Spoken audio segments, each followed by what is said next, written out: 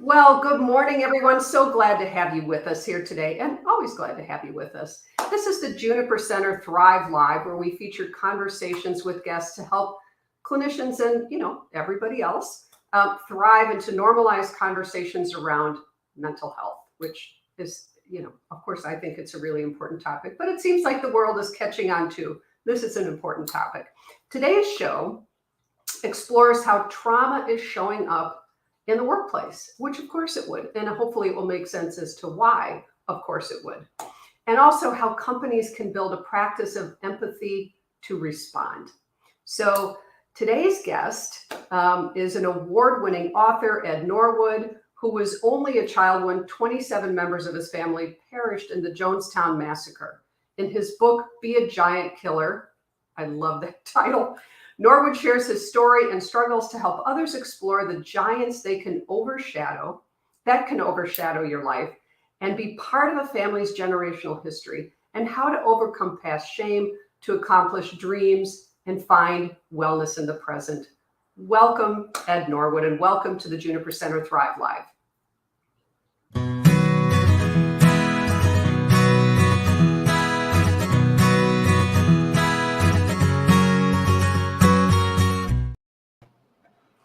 Well, good morning, Ed. How are you?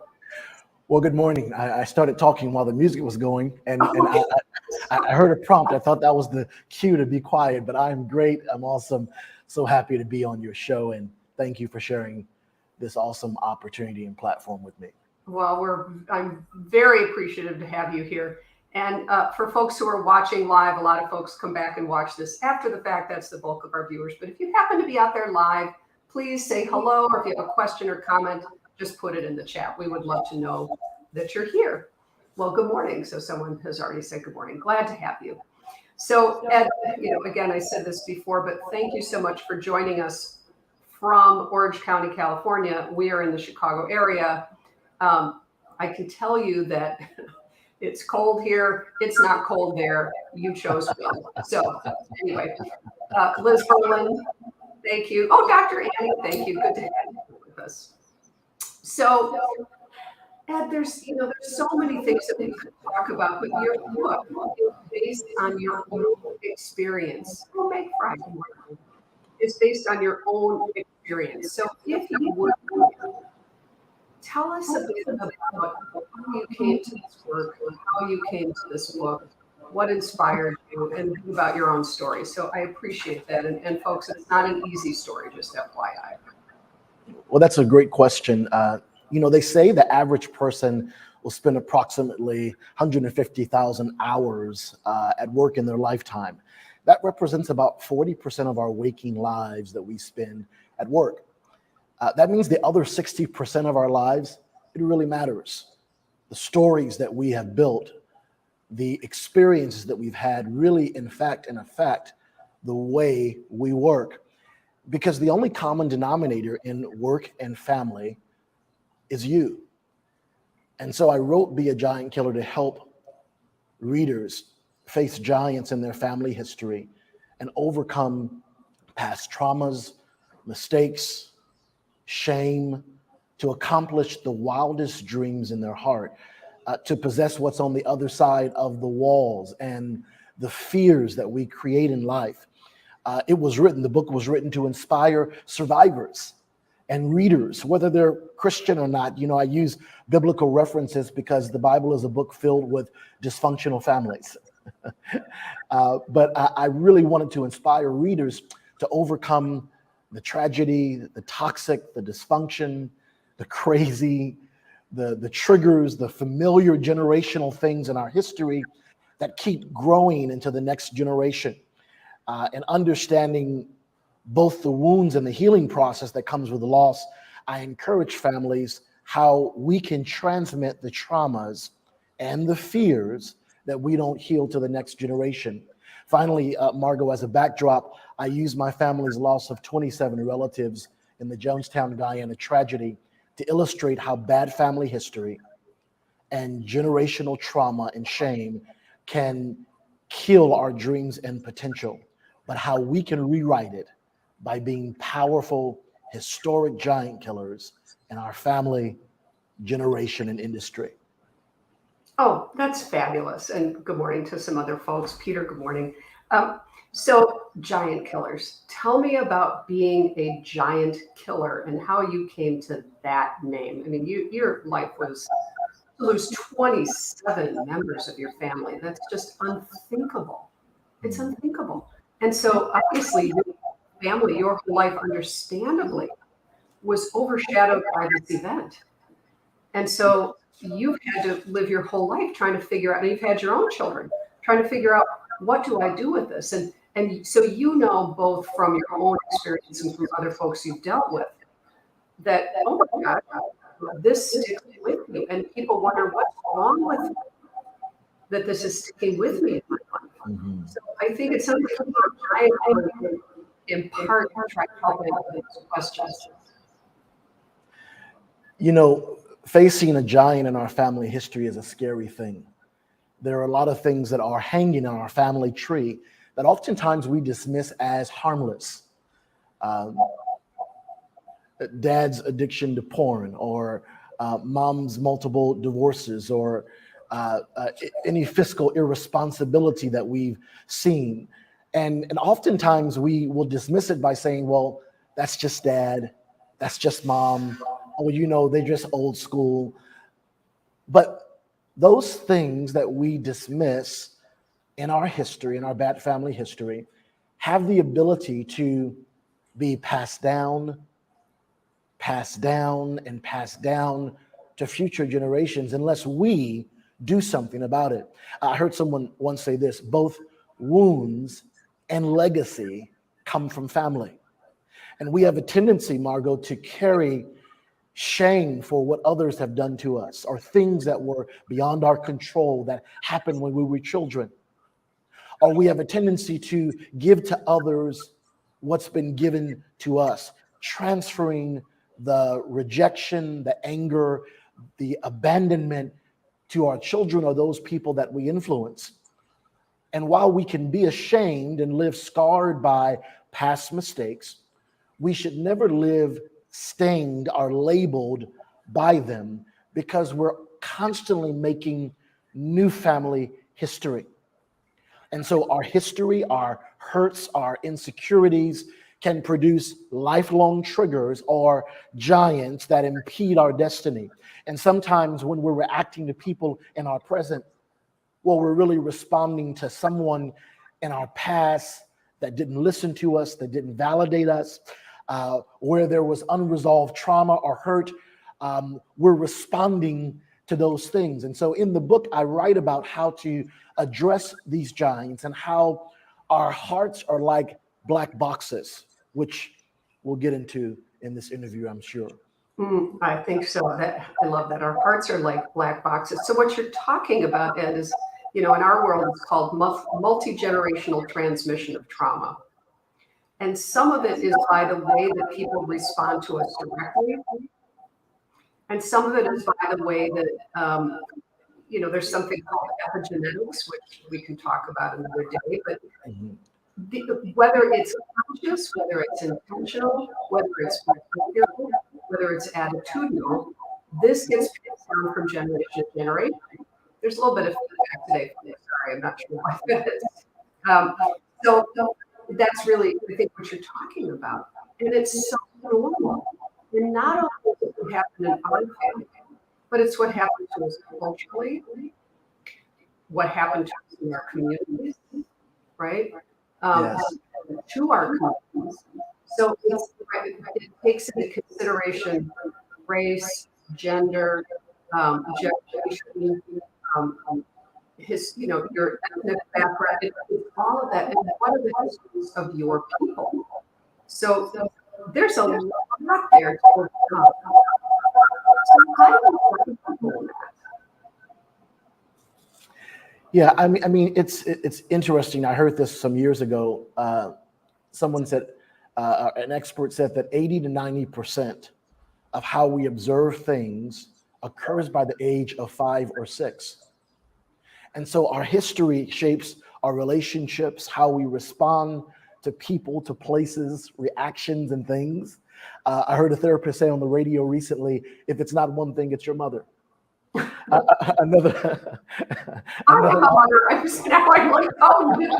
Well, I've got one for the fathers as well. Another author said this: I can't tell if my mother is terrified or in love with my father. It all looks the same. The same, right? It all looks the same. So we underestimate how our family history, our cultural history affects everything we do in life. I'm a healthcare expert and advocate, and I've learned that our hospital members, our physician members, value family history immensely. And a layperson, we can associate it with traditions and DNA and characteristics and inheritance. But doctors associated our family history with risks and diseases in our bloodline, to the extent that they give us these probing questionnaires to identify if anyone in our family has a history of high blood pressure, diabetes, cancer, heart disease, or kidney disease. And so, Margot, through our genetic makeup, we can pass the natural beauty of our looks, our hair color, our type, our unique facial features, our eyelashes. I had these long eyelashes when I was little, and when I was a kid, I hated them. As I grew older, I loved them. We can pass our athletic prowess, even our metabolism to children. But our kids and us, we inherit more than just diseases and physical characteristics. My kids inherit every residue or every giant I don't deal with in my life, every habit they have access to, the chaos, the gossip, the anger, the addiction, the manipulation, can grow into the next generation.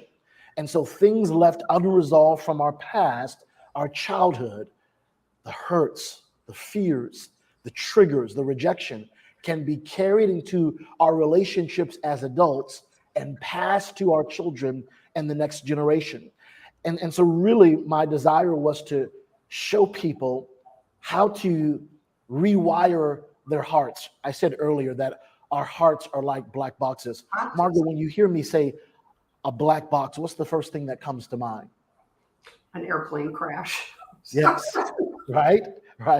So it's in the airplane, under the cockpit seat, or seat of the pilot in the cockpit rather, there's this indestructible black box that has the ability to withstand anything, any type of trauma.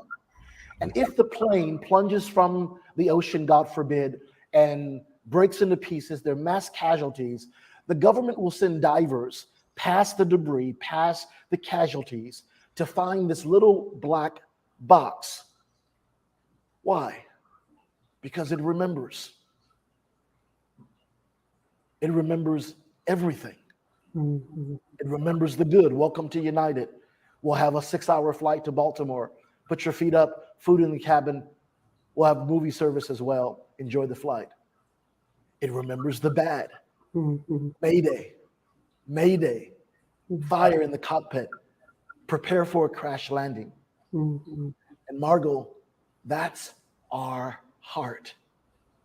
It remembers everything, every achievement, every celebration, every rejection, every betrayal, every abandonment. Our heart remembers those things. And sometimes this black box can be buried at sea without a signal to find it. Mm-hmm. So I wrote a book to help people find that black box and to give an audience for the little boy and the little girl in them that deserves to be heard. Mm. I love that. So, another way that we sort of think about this, I'm trying to switch microphones because it's clearly on my end, folks. Sorry. Live shows, nothing we can do. It's just going to be annoying. It's okay. Sorry about that. You got up dark 30 for this. It's okay. What we're talking about a bit in our world, when I talk about that in the therapy world, is it literally is in your nervous system. So it's, as Liz is saying, there's research about this happening in utero. So it gets transmitted in utero, right? Those nervous system states, those brain states. the fluid that the child is, the infant, the fetus is floating in. Everything that goes into the mother goes into the baby. All of the experiences, all of the DNA goes into the baby. And Wow. so also as the child comes into the world, the parents are what helps them regulate their nervous system. Mm. So if the parent is struggling with their own trauma and their own dysregulation, that is going to be picked up by the nervous system and brain of the infant and the child. I And love that. that's true for any caregiver, right? So and Liz is asking about, sorry about that. With adopted children, do they deal with the biological issues as well as the adopted forever families? Well, would you like to answer that first? Let me hear that question again. I'm sorry. With adopted children, do they deal with the biological issues as well as the adopted forever families? Absolutely. Because, I had I have 3 kids. I have 2 that were my wife and I would be married with, and one is my daughter who came by virtue of marriage. And, throughout our years, though, we never told anyone that, that she's my stepdaughter and these are my biological sons. And we had people who would try to do the math. We tell them, hey, we've been married for, whatever, 20 years, and our daughter is whatever, 26, and they try to do the math and figure it out. And we look at them dead in the eyes and say, yep, these are our 3 kids. But, I felt early on that, I was in her life from 5 on, that I had way more years than her biological father, and that she would never choose him or look for him later on in life because of the life that I would try to give her, the extravagant love I would lavish on her. But what I realized over the course of time is it didn't matter how many years I had over him, that those 5 years were formational years that he had with her that I could not compete with, so to speak. And she would sometimes, if she got angry with me, would say, "You're not my father." And I would just be so crushed with it. And I remember looking back saying to myself, man, if I had a chance to talk to her again when she said that, I would have said to her instead, I realize I'm not your father. You're absolutely right. And I'm sorry your dad isn't here. I'm sorry that he's not in your life and he wasn't there to comfort you. And my job is to try my best to step in and be the father that he wasn't to you. But I understand how you feel because I grew up without a father. I grew up without a father to comfort me, to love me, to go to games. I get that. And I'm here for you to talk with you through those things. So I believe that, yeah, we can be affected by our biological family and also by the differences in our adoptive family as well. Absolutely. Mm-hmm. Yeah, it's such a great question. So that's a little bit better. I went out and came back in. It's just going to be our thing today. I'm sorry. So the idea that I think the question is such a good one because those kids end up having kind of double duty. So they have from all, that seems better. They have from all of, whatever was loaded from their biological family, all of those experiences, all of that. And then of course, whatever issues their parents have, which is all of us, right? So my kids are both adopted. Lucky them. They get it from both ends. And it's worth helping people understand this, right? Because it can be so confusing. Why am I thinking what I'm thinking? Why am I feeling what I'm feeling? Especially people who can't identify a trauma. Unfortunately, Ed, you can. I mean, you have a horrific, unimaginable, clear, identifiable trauma. And that's just one. I mean, I'm sure you're like, you've been on the planet more than 5 minutes. There are others, yes. There are others. Yeah, right. Same here. Right. There are others, right? And so your brain and your body and all that you've had to go through to try to navigate that. And then we think about how that gets transmitted to our Sure. children. So anyway, but so you also, I think we're thinking about how people think to themselves, what is wrong with me? And Mhm. it's not what happened to them, it's what happened in them, Yes. right? So, yes, you had an identifiable trauma. There's something we can say, wow, it's very clear. And there's probably clear ways that we can expect, wow, of course that's going to affect you. But then Mhm. people don't have an understanding because it's this multi-generational transmission, or it's the community oppression, or Sure. systemic, oppression, or systemic racism, or systemic, Sure. all of that. So trying to help people pull this apart, it's less important for them to identify what happened to you and more important to identify what happened in you, kind of that black box or I your love nervous that. system, I love that. I in you. love that.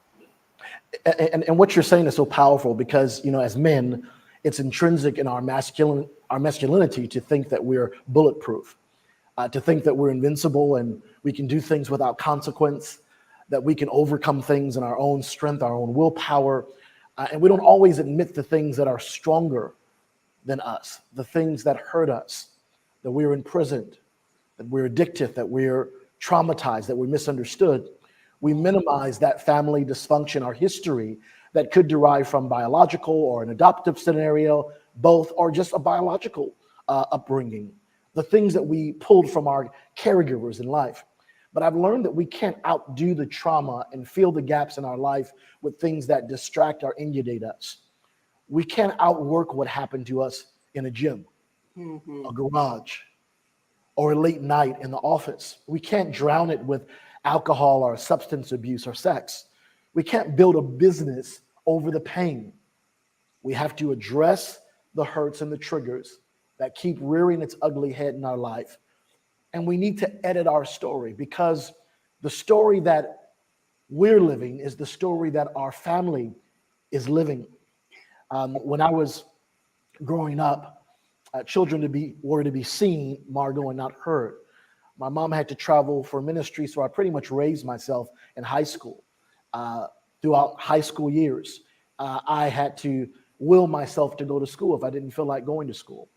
If I was sick, I had to make myself chicken soup.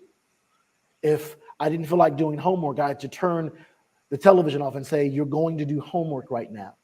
And so I grew up very independent. I grew up at 16. I had a columnist like Dear Abby called Dear Ed, where I was trying to inspire my classmates with the courage and the inspiration I needed without a parent in the home with me because she Mm. traveled for ministry. Fast forward, when I grew up, I realized, Margot, that while I was a great encourager, I was not a great comforter in life. Mhm. I Mhm. remember my daughter Jasmine. She was at a track meet, and she was running, and she was in the front with the person. It was going to be a photo finish, and she started pulling her leg, and she started hobbling towards it. And me being the idiot I am, I started saying, "Push, push! You can do Let's it. do it. Finish That's line right in front of you. Push, make true. it. You're fine. You're fine. You're fine." And I remember that moment, not then, but as I'm looking backwards at my life, walking to the car ahead of her while she's hobbling, telling her, "You were fine, nothing was wrong with you." Mhm. And man, I was trying to encourage her, but I never gave her comfort Mm. in that moment. And while she may never remember the results of that race, if I don't deal with that unresolved trauma, she'll always remember how I made her feel that day. So I'm in a season of my life where I'm going back and I'm excavating past hurts, and I'm going to my children saying, "Son, when you were 14 and this happened at football practice and I made you go to your coach and your teammates, uh, I embarrassed you. That was prideful of me. I was wrong for doing that. And I'm so sorry that I hurt you like that. Will you ever forgive me?" Mm. Because just like we do, our kids carry unresolved hurts from childhood into their adulthood. And if you think about it, there are some things that you and I need to still hear from our primary caregivers if they're still alive. that we may never hear. And Oh, so, so true, Ed. Yeah, so true. Yeah, my son, my older son is 18 now. I'm a later to life mom. My older son is 18, and we're starting to do a little bit of a postmortem on his childhood. Kind of for that reason. Right. While he's living with me, I want to still be able to have those conversations with him before he yes, goes out into the world. Like, let's I just love talk that. about it. It's okay. I love that. I'm just human like everybody else, much to my chagrin. And so we need to be able to have those conversations. I love it because you don't want your son or your children to be able to have to go out into the world with that affecting them to the level that it might. And then we think about, oh my gosh, then people go into workplaces. And I am here to tell you, people Yes, will reenact, as you know, in the yes, workplace, their childhood stuff, their role, yes, their yes, traumas. And if you are the boss, look out. And you're not yes. going to understand what's coming at you, and they're not going to understand what's coming at you. They will see you as punitive when you're not. Mhm. I mean, there's just all kinds of misunderstandings that can happen. So, it sounds like you're trying to set your children up for success with you, with their own family, but also to be able to go out into the world and Sure. not reenact this stuff in other environments either. Well, and they say, Margot, that the heart knows no time. That's why a 50-year-old man can throw a 5-year-old tantrum, or a 40-year-old woman can have trust issues because of abuse she That's suffered when she was younger. that's right. And so I've learned that this is why it's important that we rewire the heart. And I wrote Be a Giant Killer to help people rewire their hearts and transform future generations, because human anger is not a legitimate tool to promote how wrong people were to you, to promote how wrong they are and how right you were. And so we might have a right to be angry at the things that have happened to us, but we don't have to use it as a defense mechanism or weapon. I believe that as we grow, we can walk and learn how to live in great forgiveness and ensure that we're not living in offense with God or man. But how do we, the question is this, if people ask me, how do we forgive bad family history, our perpetrators in our past, and not send the wrong message without giving them a license to re-injure us or hurt us? Mm-hmm. Here's how. We forgive on the basis of grace, but understand that trust has to still be earned. We don't let people irresponsible with our forgiveness pressure us for trust. God doesn't command us to trust people, just to forgive them. And forgiveness is an attitude of the heart. Forgiveness doesn't mean that I will trust you with my heart or presence.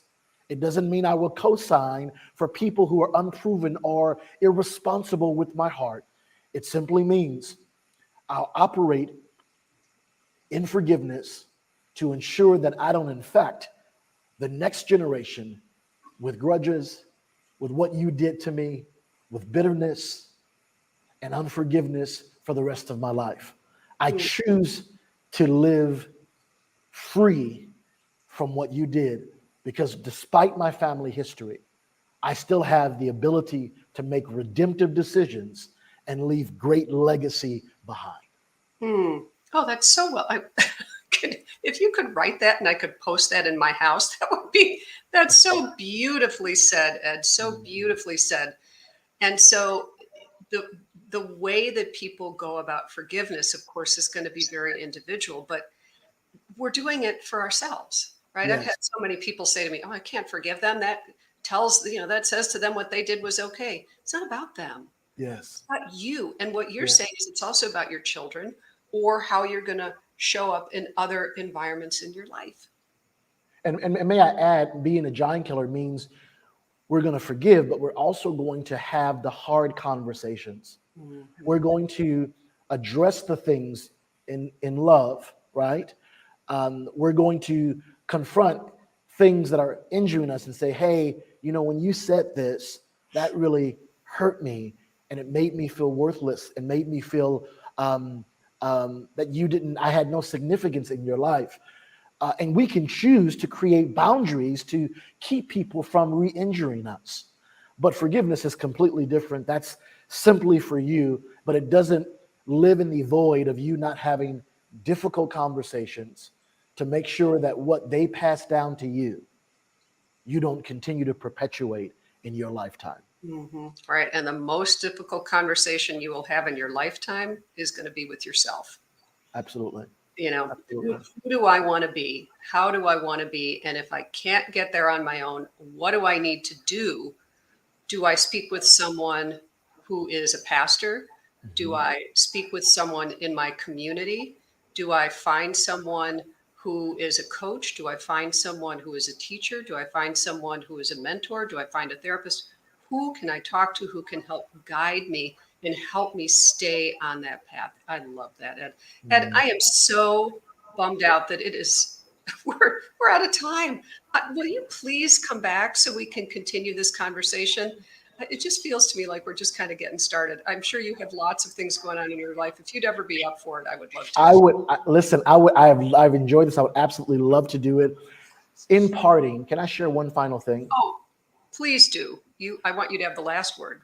One of my favorite poems King David wrote, and he wrote this in Psalms 90:14. Let the sunrise of your love end our dark night, break through our clouded dawn again. Only you can satisfy our hearts, filling us with songs of joy to the end of our days. We have been overwhelmed with grief. Come now and overwhelm us with gladness. Replace our years of trouble with decades of delight. Let us see your miracles again, and let the rising generation see the glorious wonders you're famous for. And I've learned this, that no matter what's in our history, we can live better days. We can write new chapters, and we can build a dynasty out of the ash of bad decisions. And Margot, even though we came here with nothing, and when we die, we'll take nothing, we always leave something behind, and we get to choose that. Ed Norton, so beautifully said. I'm just going to leave it there. There's nothing else to be said other than thank you from the bottom of my heart. I really appreciate you being here today. Ed Norton, please, folks, look online for Ed's book. You can find Ed at, is it ednorton.com or Ed Norton? It's okay. I've been called Ed Norton before because of the honeymooners. I remember that. I've heard it lots of times, but it's Ed Norwood, NORWOOD.com. Yes. And they can find the book Be a Giant Killer on Amazon. They can find the link on our website as well. Perfect. Ed Norwood. Thank you so much for joining us today. Thank you all for being with us Thank you, Margot. with what comes with a live show. So thank you. Be well. Thank you, everyone. We will look forward to seeing you next time. Thank Bye-bye. you. Thanks. Bye, guys.